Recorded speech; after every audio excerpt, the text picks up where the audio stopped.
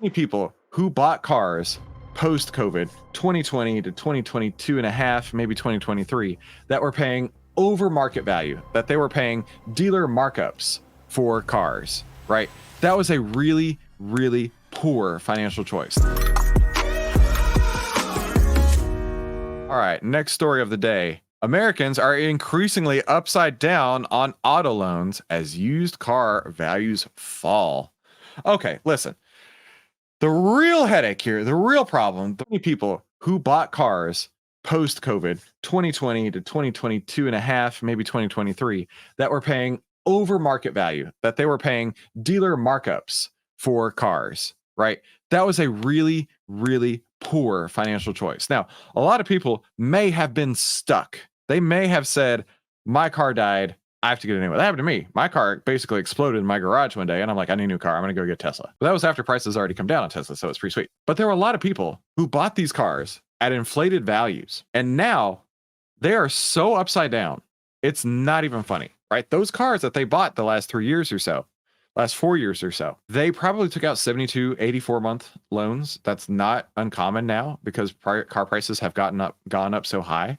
And then on top of that, there were shortages. So the dealers were marking them up, and then they probably had their own markup. They're like greedy bastards at the car dealership. They're like, let me screw this guy over just as much as I can. And now all these people are on the other end of it, and they're like, holy crap! I have a 4-year-old car with an 84-month car note, so I've only paid off half the note, and then on top of that, like I'm upside down by $40,000 on this car or something crazy. Like it's a real problem. But anybody could have seen this coming. Anybody with financial sense could have seen this coming. Used car prices are starting to edge down after soaring for years after the pandemic hit. While the trend is a much welcome relief for buyers, it's also causing trouble for them consumers who purchase vehicles at higher prices. Yeah. So used car prices stayed elevated. It's not like they went up, right? It's not like you had a $10,000 car that went up to $50,000, right? They stayed elevated. They didn't depreciate as fast as they were because the car market was so hampered by what was it called? Not COVID restrictions, but it was supply chain issues, right? The supply chain issues. So people were going out in the auto market because they get a car now versus waiting 6 months or whatever for a new car. A growing number of Americans are upside down their auto loans as used prices decline, and the average amount of consumers are underwater is at an all-time high. Like you go out in the marketplace and like delinquencies are out of control, repossessions are out of control. People being underwater is out of control. There is no good part of this economy right now. I'm so bearish on this economy, it's embarrassing. But the administration would like to tell you everything is totally great. The administration would like to let you know that Bidenomics is working. Whew, I tell you what, when the history books are writing this, they're going to say Bidenomics was so much of a failure. And the biggest failure of all was tagging that name to it, saying, oh yeah, we think things are going so awesome. We're going to lie to your face and tell you that it's so awesome. But yeah, on the same side, everything has gone to shit. And we've decided to tag our name to it. No, thank you. Let's see. The percentage of new vehicle sales with a trade-in with negative equity jumped to 20%. That's from 17% in 2022 and 14% in 2021. That's huge. What percentage changes that? So that's from 14% to 20%. So you do new minus old divided by old. Oh, shit. I tapped over it that fast. Hang on. 20.4 minus 14.9 divided by 14.9. 36% increase. 37% increase, really.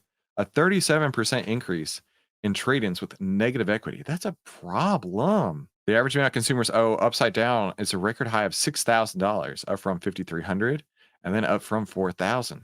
So not only is the percentage of cars upside down, but the dollar amount has gone up. So the percentage has gone up 37%. How much has the dollar amount gone up? So 6064 minus 4143 divided by 413. Really? Whoa, 46%. So the percentage of cars going hang on, let me say this correctly. The percentage of new vehicle sales with negative equity, the percent of new vehicle sales that had a trade-in with negative equity rose from 14.9% to 20%. So that's 36% higher. The average amount that they were upside down went from $4,000 to $6,000, which is a 46% increase. These are huge numbers. Those percentage increases are giant. If you're not worried about the auto industry, you should be right now. I think that this is going to be a huge collapse, right? A storm is brewing in the used market as incentives and inventory continue to trickle back into the new vehicle market. With demand for new vehicles on the decline, used car values are depreciating similarly to the way they did before the pandemic. And negative equity is rearing its ugly head. Well, yeah, of course it should do. Depreciating, of course it would. Consumers most vulnerable to falling underwater are those who have purchased new vehicles for above sticker price because those newer trade-ins seeing the steepest decreases in value. Wow, it's exactly what I said. Who would have thought? The data shows that compared to the third quarter, when used vehicle values were at their peak, the ATP, what does ATP mean? Average transaction price? Yeah, I guess so. For 1-year-old vehicles was down 6,700. 2-year-old trade-ins fell to 3,200. The ATP for a decade-old trade-in fell to 12,000, a 1,300 decrease. During the last few years, consumers could jump into new car loans, and their trade-ins were shielded from negative equity because some dealers, desperate for used inventory, were willing to pay near original purchase prices. That's interesting. These days, consumers need to be more careful, especially if they're trading in newer vehicles, because near new cars are being hit hardest by depreciation. Hang on. These days, consumers need to be more careful. No, always. When you're making big financial decisions like this, you need to be careful. And if you decided to buy a car and pay shitloads over sticker price because of dealer markup, that was a poor decision. I'm sorry to say, it really was. I mean, during that time, putting off that purchase may have been the better course of action than paying $10,000, $20,000, whatever, over sticker price. Because now today, you are on the other end of that with negative equity, looking straight in the face and saying, if I need a new car today, 3-4 years after I bought that car in the first place, I may be financially burdened with this for a lot longer and a lot more expensive than I ever thought it would be. So let's take a look at what the AI trading data has to say about Carvana. So my story is that I drove a Mini Cooper for 8 years, and one morning, all the fluids that were in my Mini Cooper were now on the floor of my garage. They had all exploded out of the car. And I was just like, whatever, I gotta get out of this car as fast as possible. So I took it and sold it to Carvana. Now, looking at Carvana, we actually got a sell signal back on March 8th. So maybe Carvana is actually starting to be hit by these used vehicle prices falling, right? Looking at the AI trading data here, you can see that it has definitely gone up, right? This buy signal right here, January 24th, is now got its sell signal here on March 7th. So really strong returns. In fact, let's look at the returns here. Outlier shows a positive 28.50% return versus buy and hold at negative 50% return. Now, if that doesn't tell you that Outlier is something special, I don't know what does.